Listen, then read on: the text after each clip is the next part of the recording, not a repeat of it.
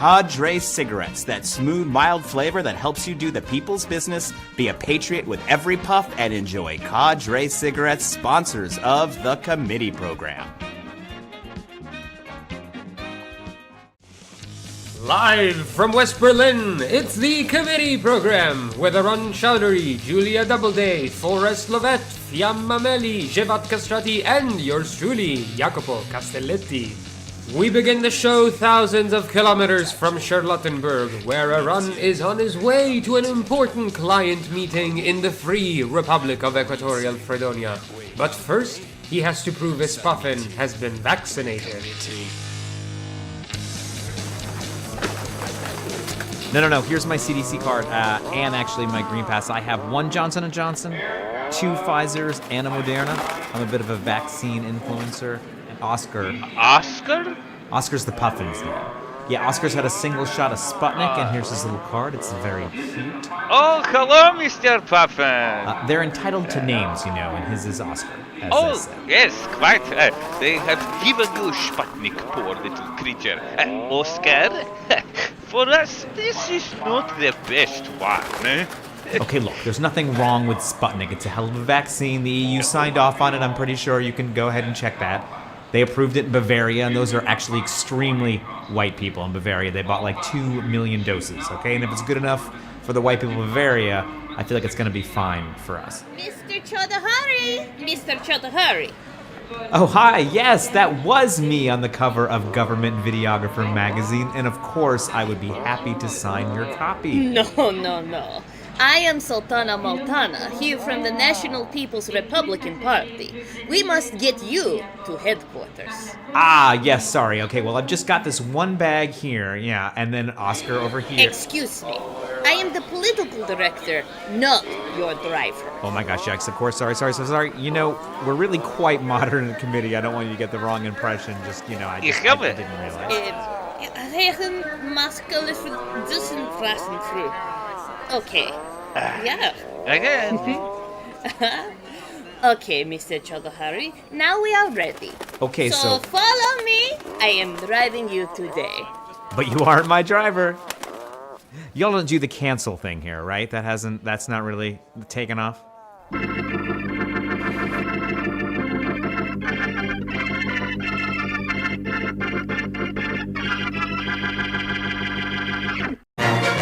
This is the Global News Rodeo with Arun Chowdhury and Forrest Lovette. Hi, and welcome back to your committee program. We are so excited to be with you on our season opener, which is now. And let's go straight away into your Global News Rodeo. A roundup of world events is curated by the show's own Forrest Lovette. Let's go.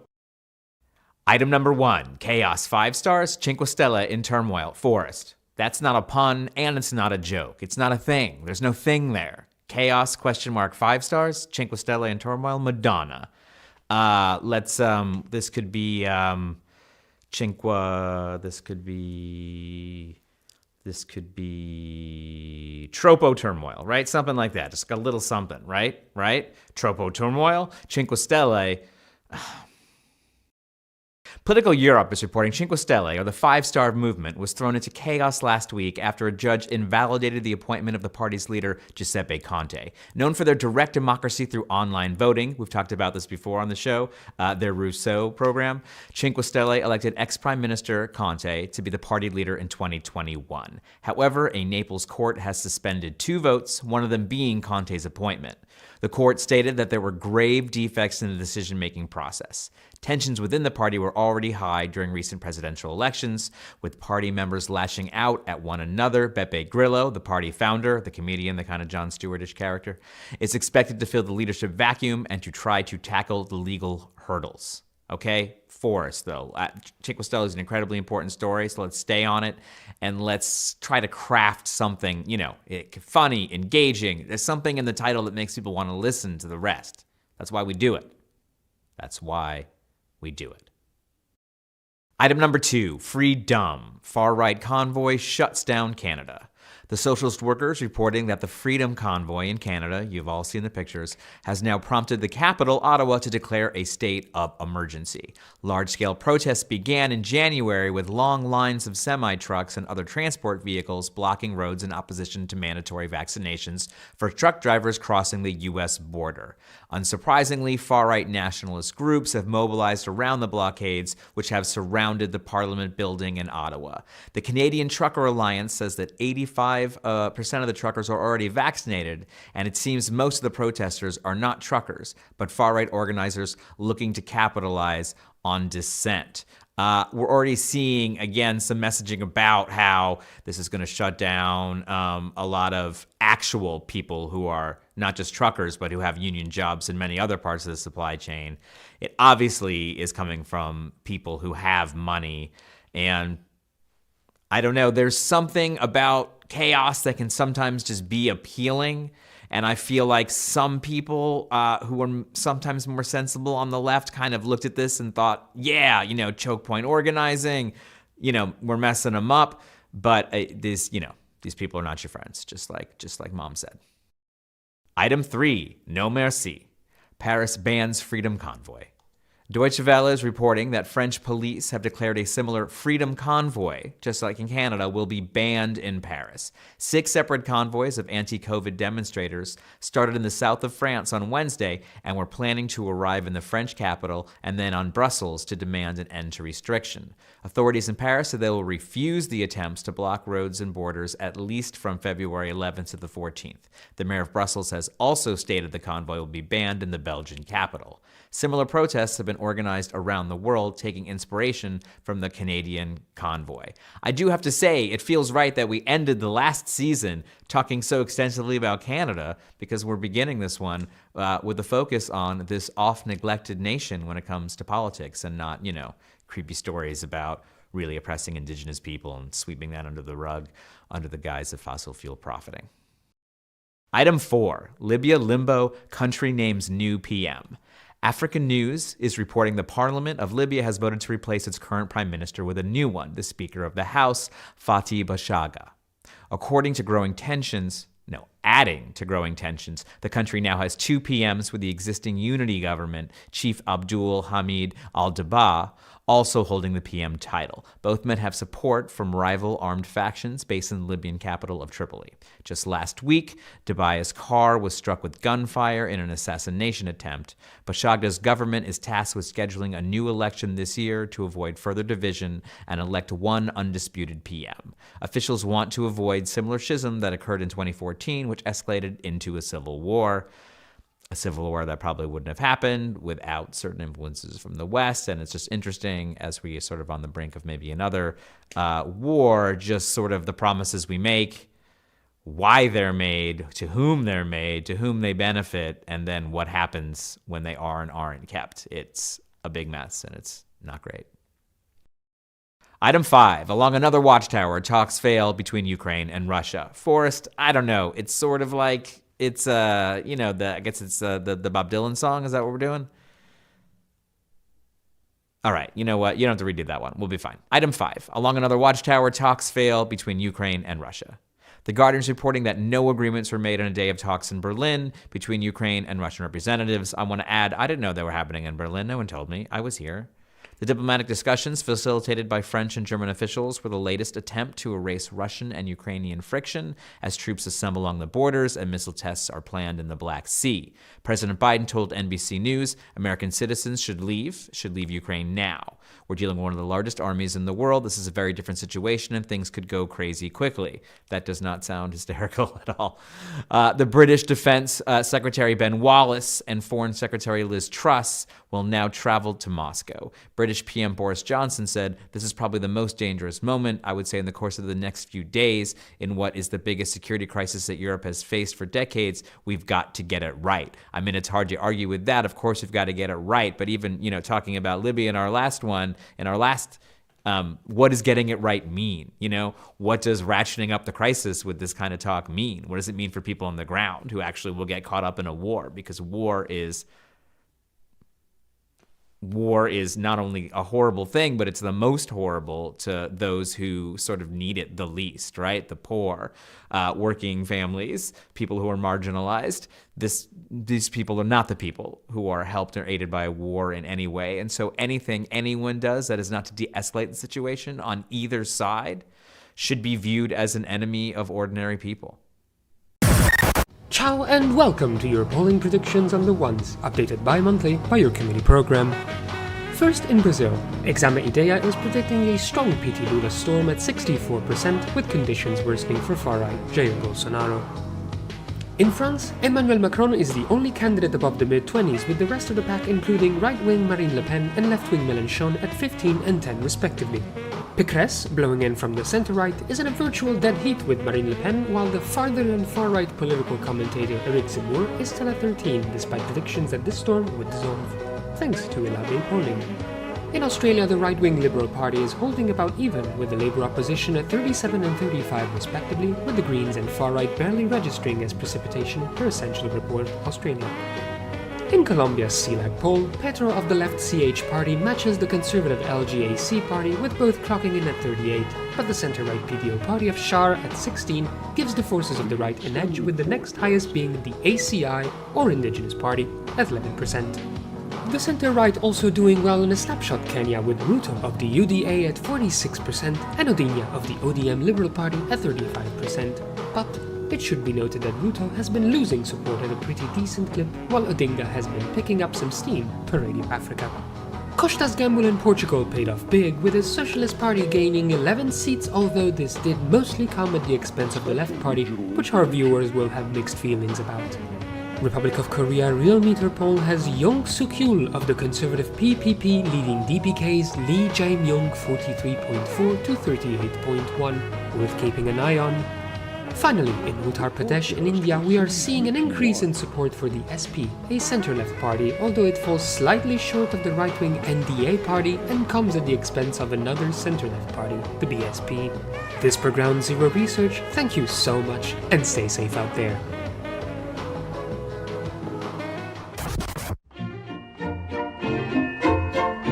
And now, Smart Club. Hi, welcome back to the committee program. We are here today doing a French election update in two parts. First, with Ninon Lagarde. Ninon, you've been on the show before, and you were talking to us about the popular primary, which we're going to hear a lot about, and we have heard a lot about, but you have moved on and have a new project. Can you tell us what you're now doing in French politics ahead of this election, which is happening soon, folks, so everybody's Yeah, thank you. Thanks for having me. Yeah, I've been working with the Primaire Populaire for quite a long time, but now I'm more focused on making sure that everybody who has the right to vote can vote, because it's a huge problem in France. It's super hard to go to vote for a numerous reason. Like the whole system is completely fucked up. Like it's super hard to find where you can vote, how can you vote, and there is a lot of people who are not registered to vote and don't know about it. So right now we are having a huge campaign with like an open 24/7 hotline to help people doing their administrative paper to make sure that everybody who wants to vote have access to vote, and that's already a lot. Yeah, and I'm actually sad that Julia Doubleday from the show is not here, because this is her number one gripe with campaigns. That's not what you're doing, but is that campaigns actually never do enough how do you actually vote stuff, because like if you lead someone all the way to the water, but they still don't drink out of it, it's a problem. Like you actually need people to get there. Look, we are here campaigners on the committee program. We are not journalists.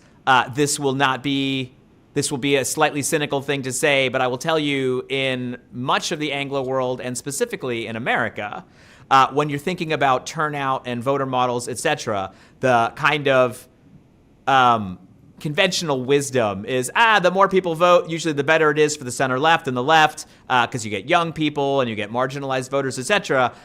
There's a bell curve on that in the U.S. And I was actually someone who, ahead of 2020, said all this voter enthusiasm probably means it's probably decent for Biden, but also probably means there's a lot of new right-wing voters. It turned out there were, right? Like actually Republicans increased their margin.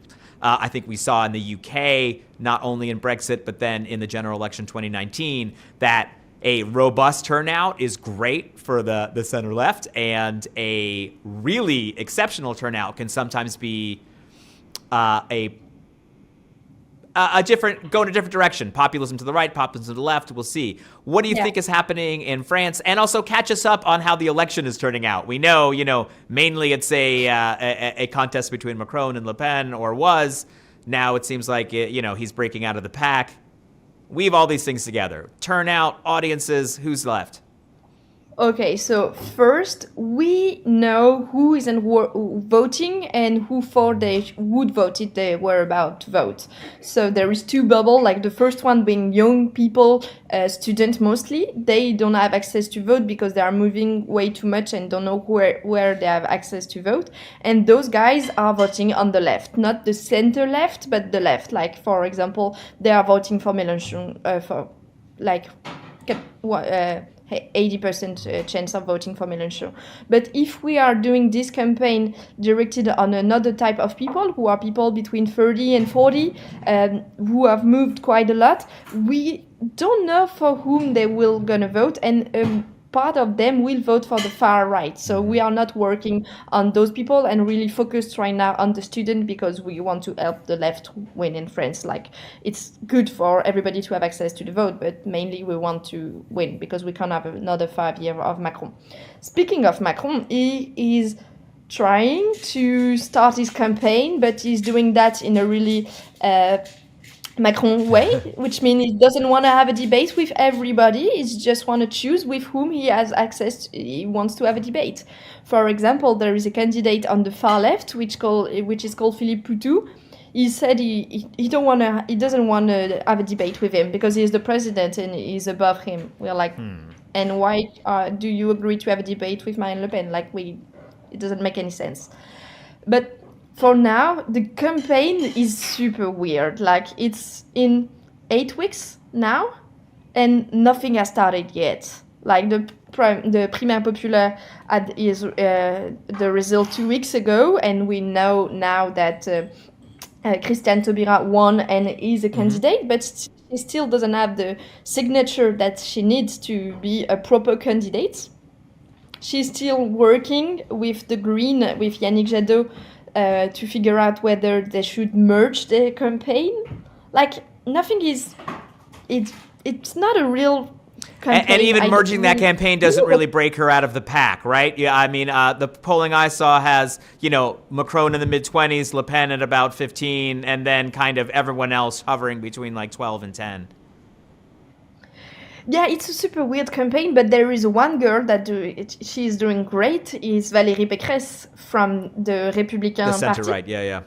Yeah, the center, right. Okay, right. yeah. It's It's like Le Pen and Zemmour seem to just pull everything to the right, so, it's hard to even tell for us. Yeah, everybody moved to the right, but they are still really on the right. Like, for example, she has the same ideas as Nicolas Sarkozy, and she's saying awful stuff on migrants and everything. And she is doing great, because the two guys at the far right, Marine Le Pen and Zemmour, they are not doing great. Their campaign isn't working a lot, and people are figuring out that there are clowns, and they are not properly people who can be president. Like, they have problem on TV show. They don't know their files, and they are not super serious. But she is good. She has a great team. Her campaign is smooth. She has no problem. She managed to unite the right. For now, she is really, really good, and has a lot of chance to end up in the second turn. Macron is still too, so we are facing a second turn with Macron and Valérie Pécresse. That sounds terrifying because, I think the kind of obvious, what everyone thought, referendum, which is obviously what he's trying to do with choosing who he debates, would be Macron, Le Pen, in which he's the only acceptable. Even if you don't like me, I'm the only game in town. You got to vote for me. But with a more Republican Party candidate, like you're saying, it's certainly not in the bag for him in a second round, is it? Yeah, it's quite new, so we don't know how the voter will change their mind. But in a second turn with Valérie Pécresse on the right and Emmanuel Macron on the center right, she might win, because we are a country where people are on the right and not on the center right, and especially this political party, people love it. She's really where she needs to be at the right moment, right? Only 8 weeks. At the right moment. she's great, and her husband did some great thing. On the left, we were, wow, that it's sexist and everything, but she did really great. She sent out her husband on a TV show saying that it was okay to deal with the children and the kitchen for the next 5 years, and people were like, hey, she's progressive and everything. She's the president I want to have. Well, she's not progressive at all, but she's so great. Well, we are a bit depressed because on the left side, nothing great is happening. Mélenchon, who is super good is not having a great campaign for now. His meeting It's are hard still to catch great. fire twice. Yeah, even though he's still good in, I went to his meeting in Nantes, the one where there were perfume in the room, which is super new. Like, it was a really great political show with perfume to help us think about the topic he was speaking about, like the ocean or space or. Oh, that's so food and interesting. such. Like Yeah. olfactory propaganda. Yeah, and I'm writing this down. yeah, it works quite well. I'm sure it works really well with food in France. If you spread the smell of bread, you have the entire audience for you. Totally. But even with that, it's not working quite well, and French people mindset are not in the campaign right now, and nobody cares about it, and it's just really disappointing. And we can see that in the voter turnout polls that no one care about this campaign, and not a lot of people are gonna go vote, and that's really beneficial for the right. Who are, especially because you're down on the ground working in voter reg, like who are the swing voters, right? Who are the actual people who are making their minds up, who don't come from, an ideological place where they already kind of know who their characters are? The teachers. Okay. There are a lot of them, and a huge majority of them voted for Emmanuel Macron in last time. And right now they're super pissed because their minister has done some terrible thing and is not good at all. Is being awful with the pandemic, and all of this work is quite shitty. But the teachers are on the center right, most of them, but right now they're super angry, so the left is trying to help them become angrier and angrier in order for them not to vote Macron again. And it's a lot of people, and I think they will have a really huge part to play in this campaign. That's interesting. And then where do you find sort of, the perennial swing voters in a country like Italy are the kind of gray economy, gig worker folks? In France, where are those folks coming down? Folks who sort of make up a populist element who does sort of seem like they can go either direction when it comes to candidates. I don't know that part that well. There is. Yeah. I don't know a lot of things about people who vote on the far right in France. Like for Zemmour is really quite new, and no one tends to understand who is voting for him and who is voting for Marine Le Pen. And there seems to have to be a lot of former left people in Zemmour campaign, but I'm quite sure they will never swing back to the left.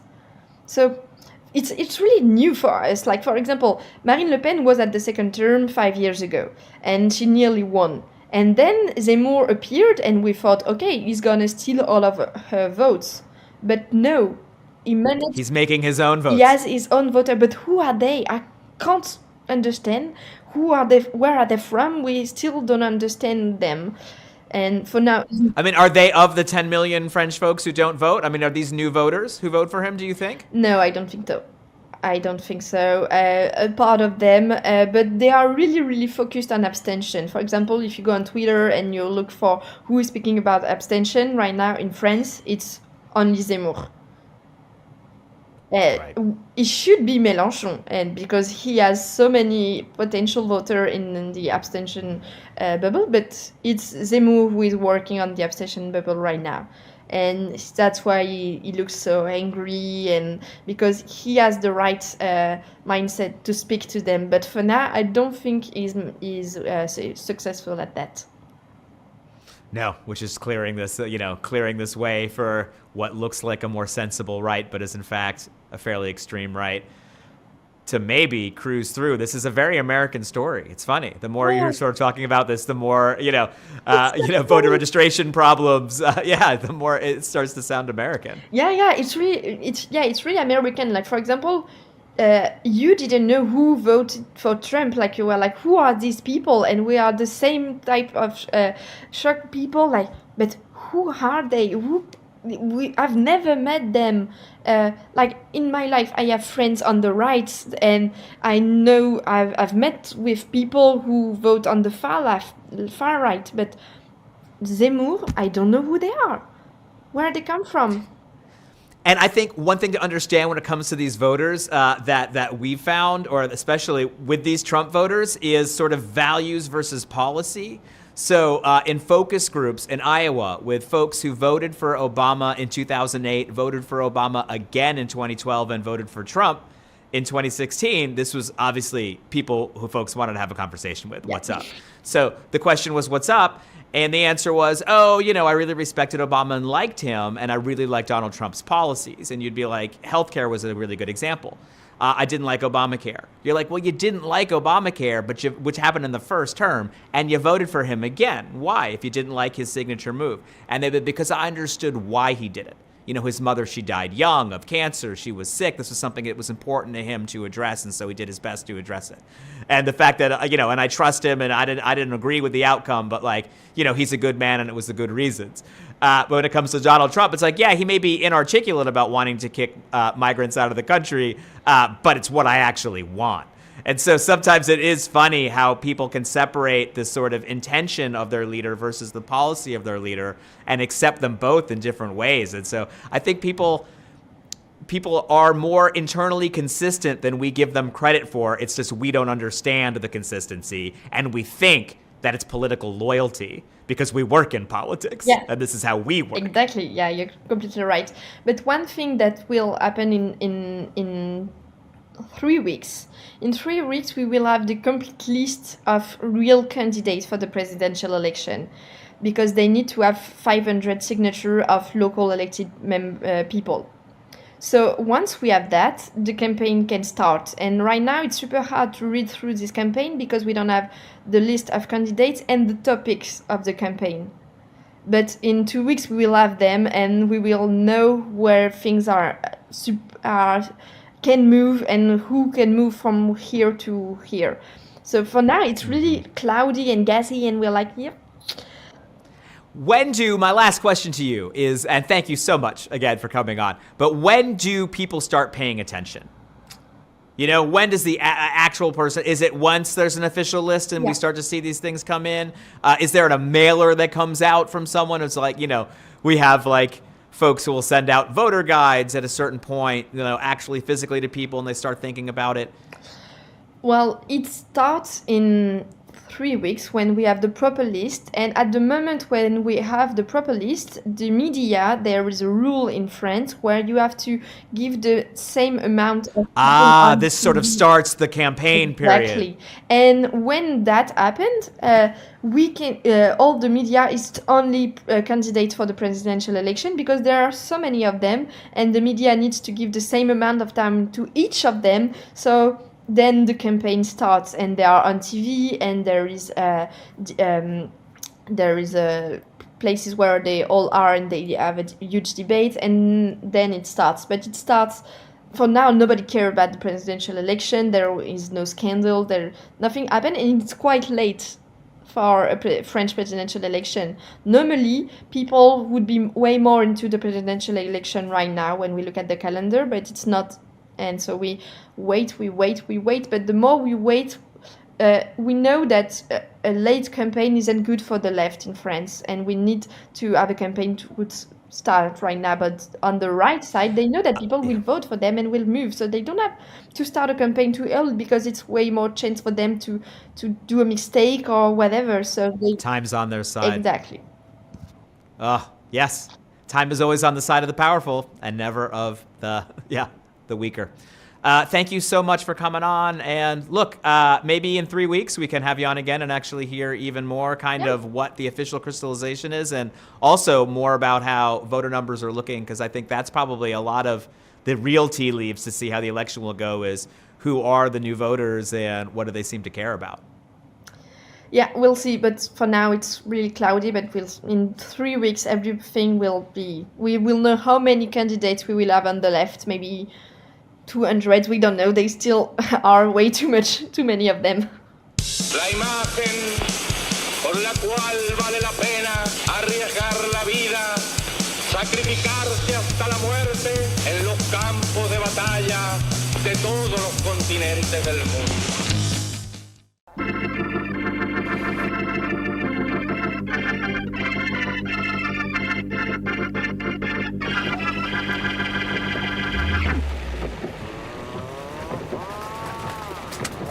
Do you mind if I light up a cadre? Our pride and our ticket to flavor country. Please, go ahead. Somehow I thought you would say that. Sponsors of the show and all.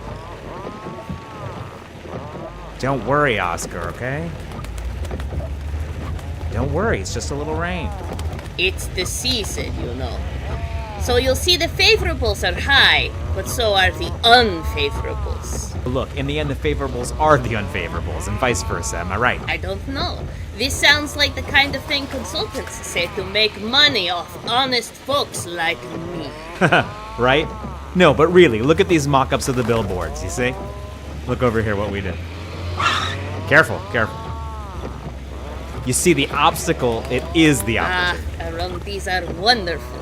I love the way the design uses Montel's bald forehead as part of the logo. Yes, you see, any obstacle, even baldness, is a strong messaging opportunity. This is fantastic. I am afraid for reasons I will have to explain, it won't really work. Why? Is President Fluff a bit of a dick or something? Well, first, he is my husband. Okay, sorry. Second, he is dead. Dead? What will happen with committee's latest, late and most deceased client? Does he smoke cadres? Keep supporting the committee program and maybe we will keep this story going so you can find out. And now, back to the show. Welcome back to the committee program and for our second part of our French election update. But first, cadre cigarettes, without regrets, with self-criticism, never a rough puff with the people's cigarette, cadre cigarettes, sponsors of the committee program. With us is Clement Pairot, who is part of the popular primary, one of the driving engines, and in fact is someone who I met as a bright young organizer on Bernie 2016, back when it all meant something. Clement, hello. Hi. Look, we've been talking with Ninon, your colleague and friend, and we've gotten kind of a lay of the land on the of the election landscape, especially that the Republicans kind of maybe have some real momentum, and that could kind of run up the middle of the right, or however you want to define that. But talk to us more about the left. You had this popular primary. How did that all turn out, and where does it stand now, 90 days away from the election? Okay, so we are around 59 days to the first round. 59 days to the first round, and at the moment the left is still in the mess. The offer of the popular primary was to have all the left citizens affiliated citizens to vote for the best candidate to aggregate the electorate. Fact is, the boycott of some parties led to a result, which is the proof that the citizens are very strongly demanding a gathering, because the candidate who won is the candidate who was supporting the idea of gathering a merge of the left candidacies toward a unique or an aggregated one to have the capacity to win, who is Christian Taubira. But at the moment, the clarity of the political chess is clearly not there, because we have one concretely one more candidate. Fact is, she is a candidate who is still pushing all the other ones to talk, to negotiate, to find a way to win together, because at the moment they can't win. And especially, it's something important to see. Mélenchon says he is capable to win. He's actually technically in a very short and narrow path, capable to pass to the second round, but he can't win by himself the second round. So, and we are here to win, because if we just go to the second round and get defeated, it won't change anything for the daily life of French people. No, absolutely. I mean, do you think there is an anchor for a non-Mélenchon-led coalition of the left that can compete all the way into the second round? I mean, does he sort of prove himself to be the real anchor here? Or is it really a question of people just having a moment of good faith negotiating to sort of see what they can add together? Mélenchon or not Mélenchon. The question is the dynamic that can, reasonably aggregate a majority of the electorate. And the current strategy of Mélenchon, who refused any kind of discussion with other parts of the left, is I don't see personally, while I voted for him, I don't see personally how it can lead to an aggregated majority in the second round. On the other hand, you're right. Some people in the center left are really in total reject of Mélenchon, and this is not a winnable position either. So we need to find a common ground about institutions, about the modernization of our democracy, and to find how we make that these people talk together, find a winnable path together. There is more than one role to have in our republic. President is one of them. There is something to deal, there is something to design, and it's now or never, because climate change is real, and it won't wait 5 more years. Yes. The show, often we talk about kind of the new climate denial is not saying it's not happening, but just sort of refusing to address it aggressively enough.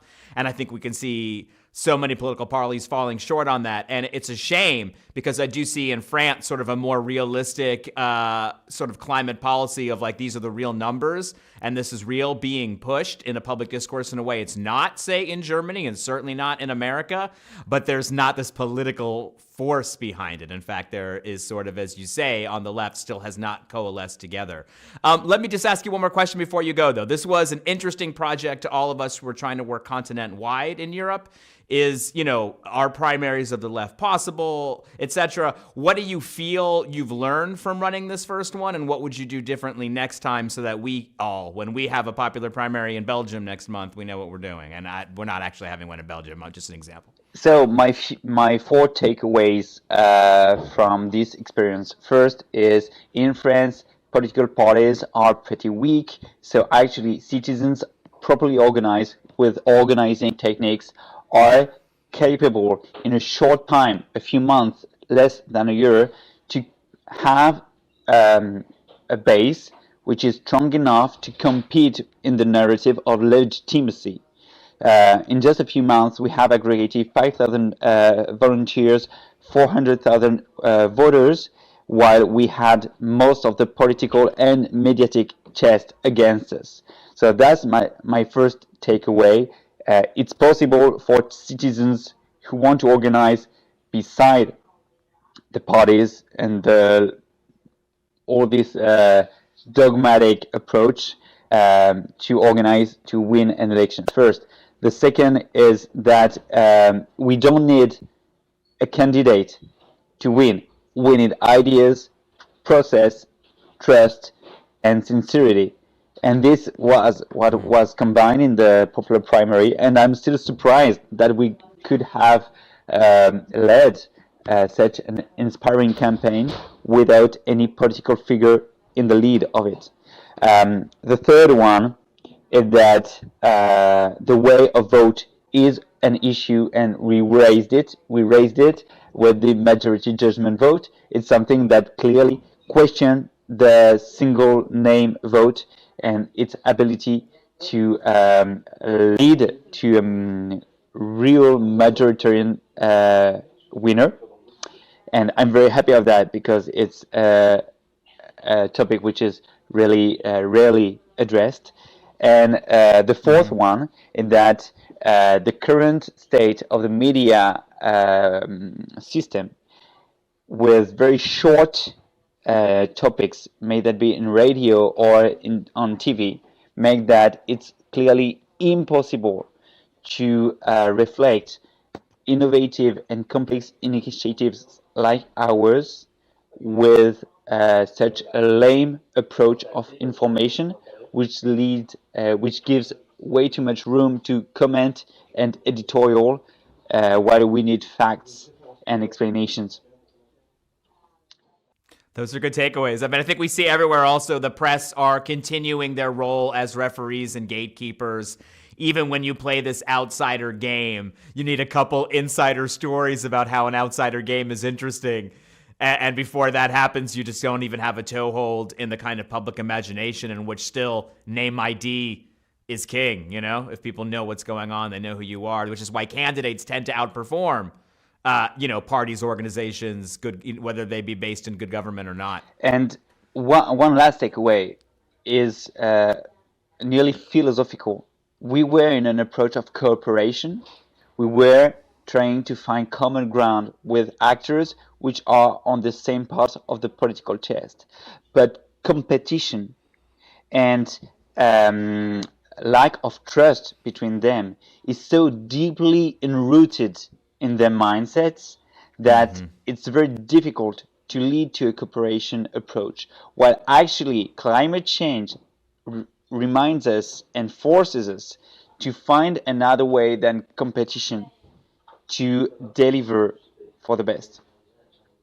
It's true. If we can't rethink small systems, it's only going to get harder and harder, which is, of course, why our lack of a great response to COVID really sort of makes one a bit pessimistic about this great embrace of change for to actually improve the climate. Well, we'll see what we have in us. But thank you so much for coming on and kind of closing a chapter on what happened in the popular primary and setting the stage for what we hope will be an interesting election, because it sounds like if it's a boring election, it will be, Macron-Le Pen kind of referendum. If it's a little more interesting, then it's Valerie, from the Republicans, and that's sort of scary. But we still want an election where people are making a choice between maybe a true left candidate and Macron. And you still think there's maybe a path to this? There is one insight for you. Popular primary is switching from a process to a movement this weekend, and we are becoming the sunrise movement of France with our organizing, with our radical change platform. And I do believe that we are going to make the surprise of this election in the way we approach electorate, we mobilize, we organize, and radicalize the narrative. So let's keep in touch. Yeah. Let's definitely check in then before the election. This is great. That is great to hear. See you, Arun. Thank you very much.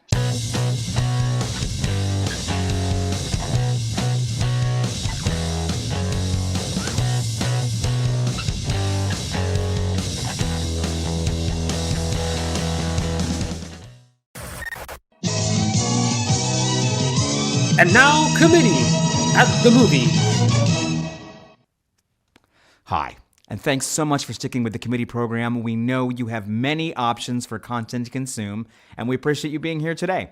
And of course, thanks to Cadre Cigarettes, our sponsor. That fine blend of Carolina and Turkish tobacco, which creates something uniquely Fredonian. That smooth, bold flavor and sophisticated aroma that surrounds the cities from the countryside. That's Cadre Cigarettes, sponsors of the committee program. Now let's go to the movies with committee. In this case, to discuss Squid Game. Here is the first game. You will be playing red light, green light. You are allowed to move forward when it shouts out green light. Stop when it shouts red light. If your movement is detected afterwards, you will be eliminated. Red light, green light. And look, even before we get started, and as always, I would like to thank the editors of the International magazine for this opportunity. This is where I originally was able to put this article, and it has been my arena for proper film critique, especially at this time of year when other publications would employ critics to produce best-of lists and other sentimental claptrap. We are laser-focused on doing the real work, because we are made of sterner stuff, dear viewer. We have spent this whole year talking about how to critically watch things, and that means we're going to systematically look at this TV series and make a clear-eyed examination of the latest small screen offering to capture the global public imagination in 2021, and that was, of course, the South Korean miniseries Squid Game. And when the time comes, we will be able to summarize the plot in a mere 20 words. Don't worry, it's not going to be about what happens. We're going to talk about the real stuff. And if you come from the please just let people enjoy things side of the street, fear not. There is no question that Squid Game is more than simply a satisfying diversion in tough times. It exhibits excellence. The technical aspects of the series show real chops. The acting is superb. Notably, Lee Jung-jae as protagonist Seong Gi-hoon, player 456, Jung Hae-yoon as North Korean defector Kang Se-bok, player 67, and Oh Young-soo as, no spoilers, the old man, Oh Il-nam, player 001.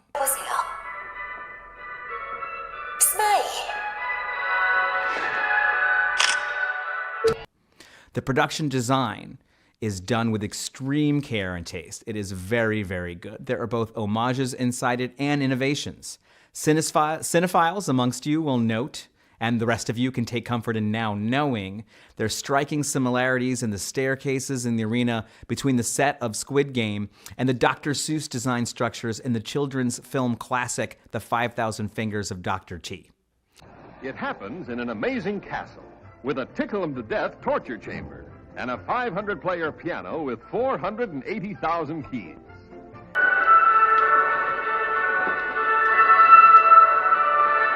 And on the other hand, the hopperesque chic of neon-laden 7-Elevens in outer suburban Seoul are delivered in a saturated flat wide shots that harken more to the current era of smartphone cinema than to any kind of classic tradition. And also, unlike the 5,000 Fingers of Dr. T, Squid Game is actually a masterpiece. But what sort of masterpiece? That's what I want to get at. There's no question that it's good. But why and how is it good, and why and how does that matter? Simply put, what I think is that Squid Game is a comprehensive artistic study of violence, sort of a penciled-in notebook that contains sketches of the body of violence from all angles. Violence perpetrated on groups, on individuals, among enemies, and between friends. The violence of small, bloody cuts and the violence of grand, dripping slashes. Violence perpetrated by uncaring machines, inflicted lovingly by brothers for reasons both good and bad. It all happens again and again. The plot of Squid Game, that of the consensual abduction of hard-on-their-luck citizens to compete in deadly trials against one another for a large cash reward, see, I did it in 20 words, is a delicate mechanism made to shepherd the audience seamlessly from one scenario into the next without mercy and without boring us, ratcheting up the stakes skillfully, and always, always exploring violence.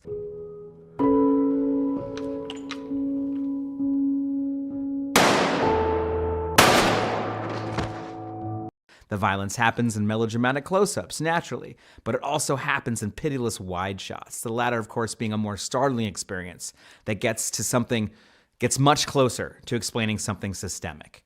But for all that, dear viewer, we never quite arrive at anything conclusive. We are held back from learning anything, this lack being the hallmark of the modern entertainment industry wherever it thrives.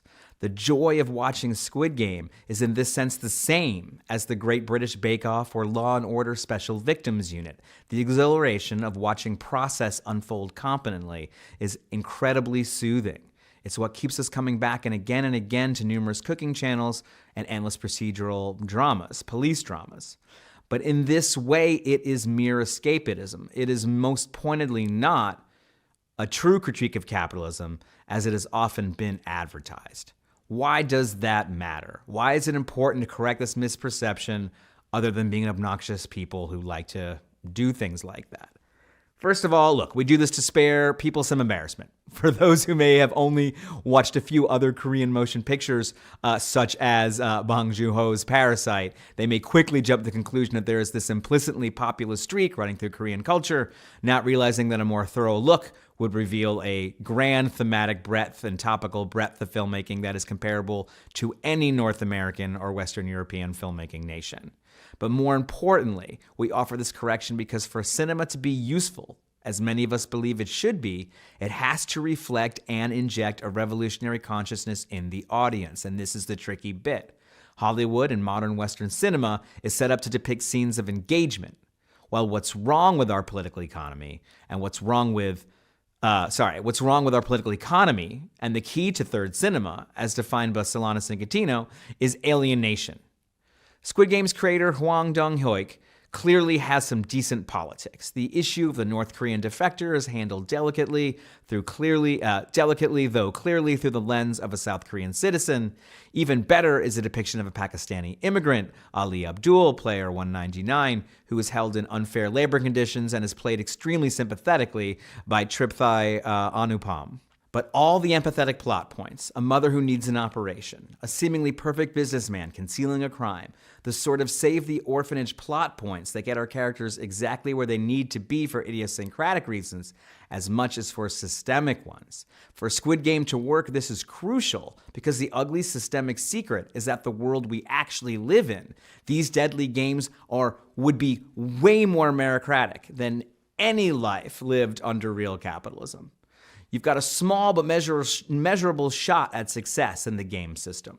Probably about the same as a startup, starting on the new and exciting journey of figuring out new ways to share photos on the internet.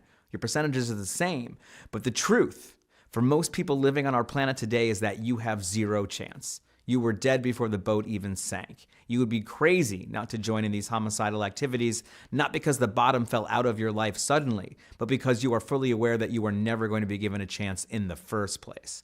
Money is the only thing that makes money. The resourceful, if human, need not apply. To participate in the Squid Games is quite literally the best deal you are going to be offered in your life.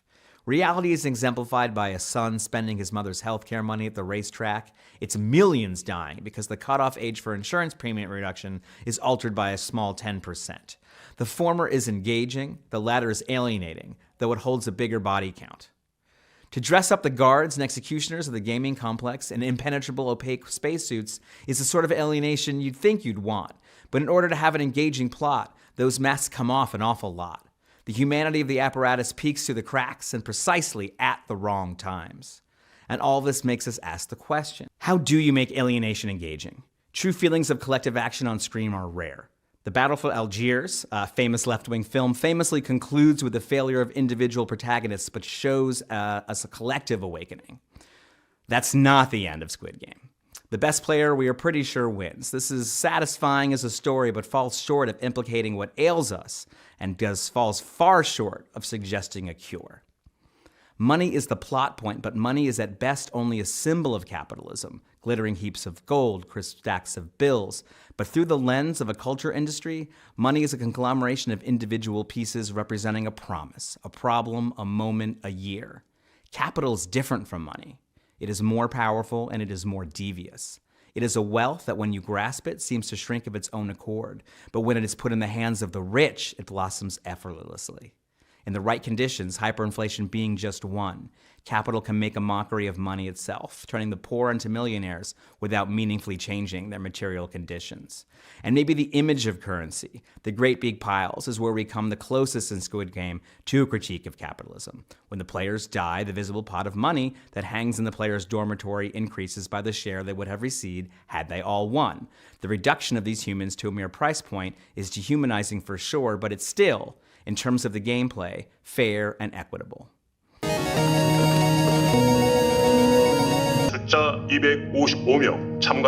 In the true capitalist version, there would be surplus profit that someone would be entitled to upon your death. The results wouldn't simply be passed on to the other players, they would be partially absorbed by those who own the means of the game and who provide opportunity. You can imagine a speech in which the fees on the winnings are explained. We come close to these moments during Squid Game, but we never quite stick the landing. And as we say in the United States, the only games in which close counts are horseshoes and hand grenades, neither of which are in the 9 activities that these players pursue. Now, do not get me wrong, I liked Squid Game. I liked it a lot. Not since John Woo's Hard Boiled has a vision of the harm people can do to people been so carefully considered. But while Hard Boiled has deep political societal subtexts, Squid Game elects to explore the permutations of conflict in a more personal sphere and makes the political personal in a way that takes the teeth out of a systemic critique. That being said, it was much better than The Queen's Gambit, but that is the story for another time. Comite, comitato, comitiet, comiteto, corul, comiti, we youngwe, submiti, we. Thanks so much again for joining us tonight on the committee program. You can always support the show by becoming a member on patreon.com/committee program. You can follow us on all of our social media accounts, including on Twitter @CommitteePro, YouTube, The Committee Program, Instagram, The Committee Program, Facebook, The Committee Program. And you can actually visit the Committee Program company store now at TeePublic, the Committee Program shop. We have a couple of things. We will try to get some more. Special thanks, as always, to our team, Jacopo Castrati, Fiamma Melli, Jacopo Castelleti, Forrest Lovette, and Committee's Deputy Director, Julia Doubleday. Try and look alive out there, folks. It's later than you think.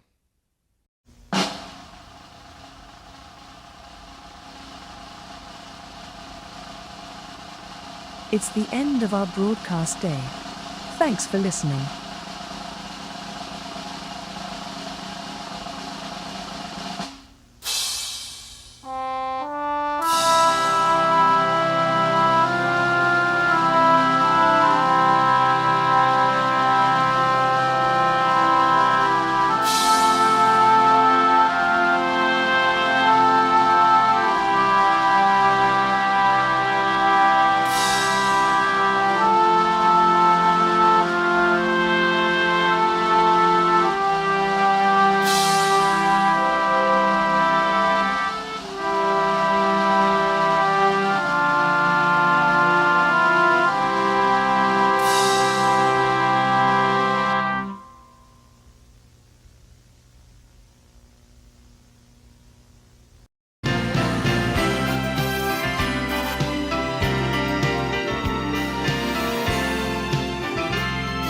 This was the first program in our second series.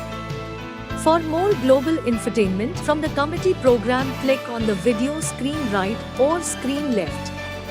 Please like and subscribe to the committee program on Sundays at 4 p.m. Eastern and 10 p.m. Central European Time.